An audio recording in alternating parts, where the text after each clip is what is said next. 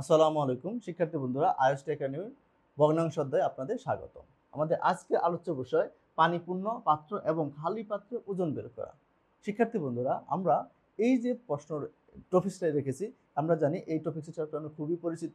আমরা যারা ক্লাস 8-এ অথবা ক্লাস 5-এ পাটিগণিত অঙ্ক করছি, তাদের কাছে এই প্রশ্নটা খুবই জটিল মনে হতো। শিক্ষার্থী বন্ধুরা, কোনো আপনাদের জন্য আমার যে প্রচেষ্টা, সেই প্রচেষ্টাতে আমরা যদি চেষ্টা করি, তাহলে এই ধরনের প্রশ্ন আপনার সমাধান করতে কোনো সমস্যাই হবে না, ম্যাজিকের মতো আপনি করে ফেলতে পারবেন। চলুন বন্ধুরা, পুরো ভিডিওটি দেখি, আশা করি উপকৃত হবেন।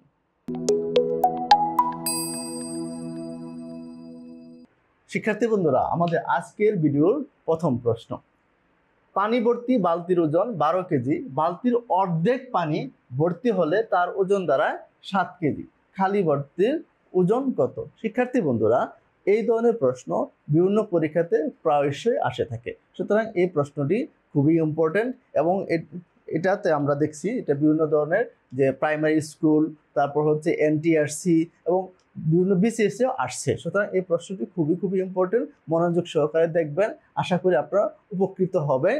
চলুন বন্ধুরা শুরু করি। দেখেন, এখানে বলছে যে সম্পূর্ণ বালতির ওজন হচ্ছে 12 কেজি এবং অর্ধেক পানি যদি থাকে তার ওজন হচ্ছে 7 কেজি। বালতির ওজন কিন্তু সব ক্ষেত্রে আছে, তার মানে আমরা যদি এই 12 থেকে যদি আমরা 7 বাদ দেই, 12 থেকে যদি আমরা 7 বাদ দেই, তাহলে যে জিনিসটা হবে সেটা আমরা 5। তাহলে এই 5 হচ্ছে কি অর্ধেক পানির ওজন।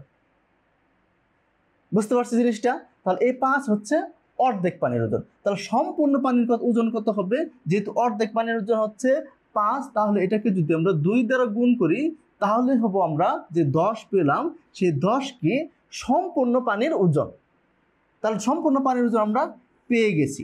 এখন বলছে কি পানি ভর্তি বালতির ওজন 12 কেজি, অর্থাৎ কি এখানে পানি যে একটা বালতি আছে সেটা সম্পূর্ণভাবে পানি দ্বারা পূর্ণ করতে আমাদের 10 কেজি পানির প্রয়োজন হয়, কিন্তু ওরা বলছে কি পানি ভর্তি বালতির ওজন হচ্ছে 12 কেজি। তাহলে এই 12 থেকে যদি আমরা 10 বিয়োগ দেই, তাহলে যে রেজাল্টটা হবে সেখানে রেজাল্ট হলো 2। এই 2 হচ্ছে আমার বালতির ওজন। শিক্ষার্থী বন্ধুরা, সহজ না? এভাবে যদি চিন্তা করি, তাহলে এই ধরনের প্রশ্ন সলভ করতে আপনার কোনো সময় লাগবে না। চলুন বন্ধুরা, আমরা পরবর্তী প্রশ্ন সলভ করি। শিক্ষার্থী বন্ধুরা, আমাদের আজকে ক্লাসে দ্বিতীয় প্রশ্ন, একটি তেলপূর্ণ পাত্রের ওজন 30 কেজি, অর্ধেক তেল সহ পাত্রের ওজন 20 কেজি হলে পাত্রটির ওজন কত? শিক্ষার্থী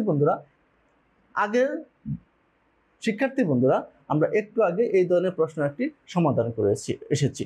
আমরা আশা করি যে এই প্রশ্নটি আপনারা বুঝেছেন। তাহলে যদি আপনারা বুঝে থাকেন, তাহলে আমি করার আগে আপনারা এই প্রশ্নটির উত্তর কমেন্ট সেকশনে লিখেন যে কার কার প্রশ্নটি সঠিক হচ্ছে।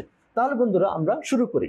কিভাবে শুরু করব? দেখেন, আমরা বলছিলাম যে পাত্রের ওজন, অর্থাৎ পানি তেল সহ পাত্রের ওজন এখানে আছে 30 কেজি, ঠিক আছে। কিন্তু যদি আমরা অর্ধেক তেল থাকে, তখন পাত্রের ওজন হচ্ছে 20 কেজি। তার মানে হচ্ছে এই 30 থেকে যদি আমরা এই 20 বাদ দিই, তাহলে যে জিনিসটা থাকবে যে এই পাত্রটি অর্ধেক যে তেল থাকবে, সেই তেলের ওজন আমরা পেয়ে গেলাম।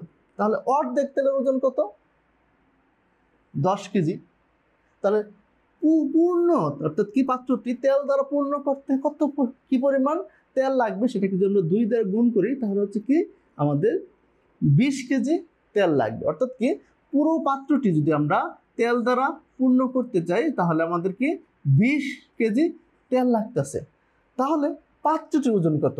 আমরা এখানে বলা আছে প্রথমে যে তেল পূর্ণ পাত্রের ওজন হচ্ছে 30 কেজি, ঠিক আছে।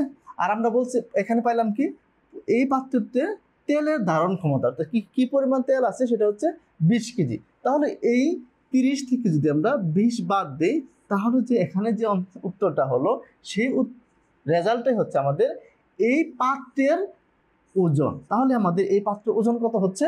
10 কেজি। শিক্ষার্থী বন্ধুরা, আশা করি আপনারা আমাদের আজকে যে প্রসেসটা ছিল, আমাদের আজকে যে ক্লাস ছিল খালি পাত্রের ওজন বের করা, এটা আমরা আশা করি আপনারা বুঝতে পারছেন। যদি না বুঝে থাকেন, তাহলে আমাদের কমেন্ট সেকশনে লিখবেন, আপনাদের জন্য আলাদাভাবে আবার ভিডিও আমরা তৈরি করব। আজকের মতো এখানেই শেষ। যদি আমাদের ভিডিওটি ভালো লাগে থাকে অবশ্যই আমাদেরকে অনুপ্রেরণা দেওয়ার জন্য সাবস্ক্রাইব করবেন এবং আপনার বন্ধুদেরকে শেয়ার করার জন্য, বন্ধুদেরকে জানানোর জন্য আমাদের এই চ্যানেলটি তাদেরকে রিকমেন্ড করবেন। আজকের মতো এখানেই বিদায়। আল্লাহ হাফেজ।